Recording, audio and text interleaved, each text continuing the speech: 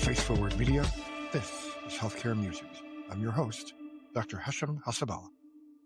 Welcome to Healthcare Musings, everybody. Happy to have you with me. Well, continuing on in our series from the appeals desk, this time we're going to be talking about morbid obesity and protein calorie malnutrition. These are another two what are called major comorbid conditions, MCCs, that raise the severity of illness for a specific hospital stay, raise the case mix index, and then by extension raise reimbursement from payers, either government payers or commercial payers. And it is a frequent target of post-discharge DRG denials, where payers or their third-party auditor designates will go back and find those charts that have either morbid obesity or protein calorie malnutrition, and then say, well, either there's no evidence that it was there, you didn't document that it was there, or even though the patient may be obese or may have protein calorie malnutrition, you didn't do anything about it. You didn't document that it affected the care of the patient. And then they'll say, well, we're going to remove this diagnosis, and then you owe us $3,000, $5,000, however much the difference in payment is. Now, it's so important. Now, let's think about it. If somebody comes in with a COPD exacerbation or a heart failure exacerbation, and that patient is obese, okay? They have a BMI of 40, 42, 45, 35. That definitely affects care, okay? The morbid obesity can cause atelectasis and can cause oxygenation to get worse. You might need special equipment in the hospital. That puts them at risk for worsening heart failure, worsening respiratory failure. It puts them at risk for DVT. It puts them at risk for, if they get an infection, say they have influenza, or say they have COVID and they're morbidly obese, that increases the risk that you're going to have severe COVID or severe influenza or whatever the case may be. What if they're diabetic because of the morbid obesity, and the diabetes makes someone immunocompromised? There's no question that morbid obesity affects the care of the patient. Here's the problem. We just don't document that in the record. We don't say the patient has morbid obesity. This is the risk that it poses to the patient, and this is what I'm doing about it. Okay, you're probably not going to give them a GLP-1. Of course, you might continue a GLP-1, right? And then you have to monitor for side effects. What if you can't stop the GLP-1, all right, right away? So you're continuing it, but you have to monitor for side effects of gastroparesis. Maybe they throw up. What if they're having surgery and then they throw up and then they aspirate? Or if they have surgery and then you stop the GLP-1, they can have recurrent symptoms and side effects. All those things are possible. The problem is we don't document that. You have to document that in the record. Okay, that I'm either stopping the GLP-1 for surgery. We have to make sure we watch for aspiration, keep a close eye. Right? Maybe you're giving antiemetic therapy, and those can have side effects. Document what you're doing about the morbid obesity. Or if you're continuing the GLP-1, again, you are giving antiemetics as needed in case they have symptoms of gastroparesis or nausea or vomiting. It's so important. And a lot of physicians don't do that. They may, and just simply, adding it at the end, right, with no documentation throughout the entire hospital stay of what you did about it doesn't count. They're going to see right through that. Okay. We've become more sophisticated about looking, this patient's BMI is 45. We should add it to the problem list. And so what we do is we just add it to the problem list before they get discharged. And then you look at the record and there's no record that anything was done about it. That doesn't count. They see through that. Okay. We have to, from the beginning, if they have morbid obesity, it is definitely a risk factor for adverse outcome. Document it in your problems and document what you're doing about it. Okay. Same goes with protein calorie malnutrition. And here's the tragedy.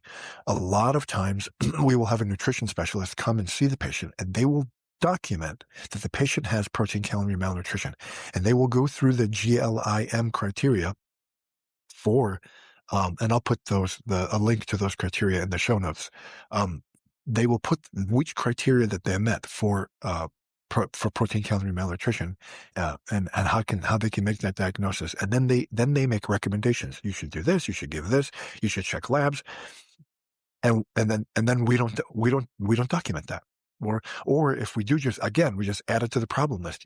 That they're seeing through that, or payers and their auditors are seeing through that, right? You have to, if they document that, you should add it to the problem list, and then again, document what you're doing about it. They have protein calorie malnutrition. It raises the severity of illness.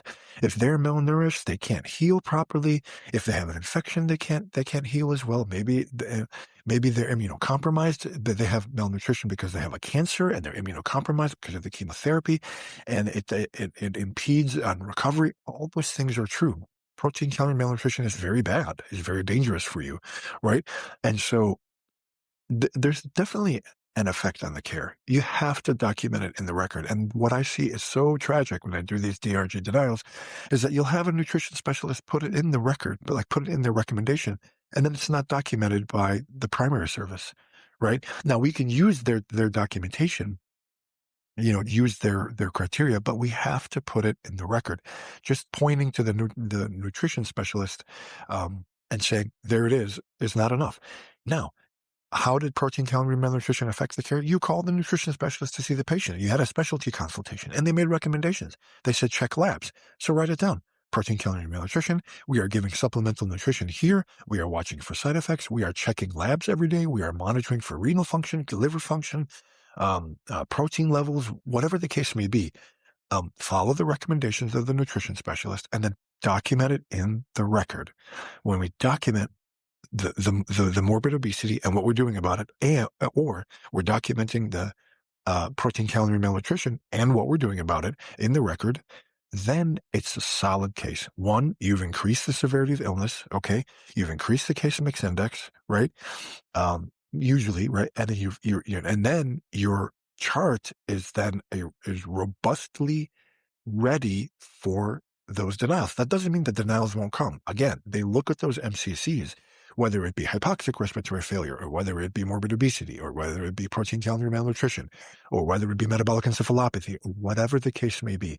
They are going to look for those MCCs and try to deny them. They are going to do that, okay? Especially now that the 2 midnight rule is becoming more and more enforced, right? They're going to have to look for another way to recoup revenue or reduce cost.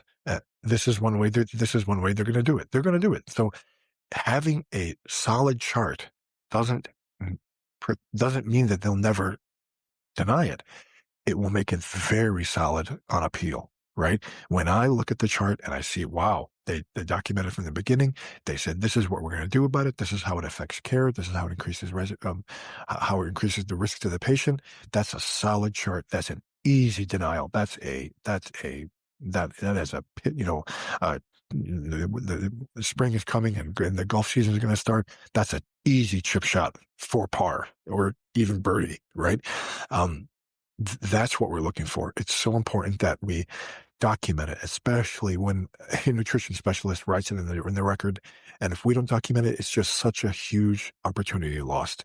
And this is very important for us to get the full reimbursement of the care that we are delivering. Okay, we are not making things up. We're not trying to game the system. We're not trying to fudge the chart. We are only recouping the proper reimbursement for the care that we are delivering to the patient. It just has to be in the record. It has to be documented.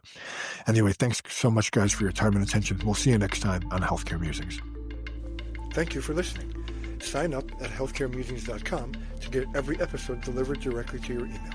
And please don't forget to leave a 5-star review. Thank you so much.